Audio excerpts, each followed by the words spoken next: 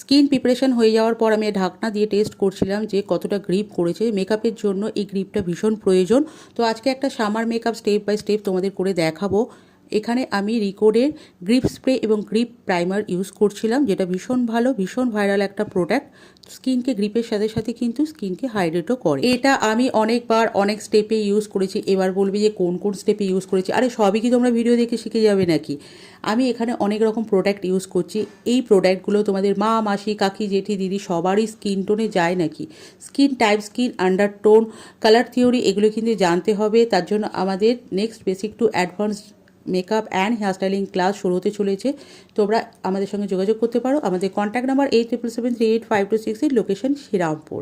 মেকআপের সাথে সাথে এখানে অ্যাডভান্স হেয়ার স্টাইলিংও শেখানো হয়ে থাকে।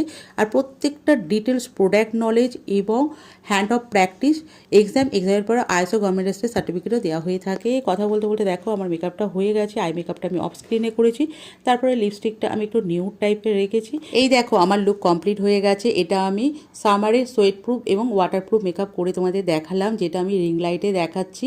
আমি কিন্তু রিং লাইট অফ করে রুম লাইটও তোমাদের দেখিয়ে দিলাম। কেমন হয়েছে জানিও। টাটা সকলকে।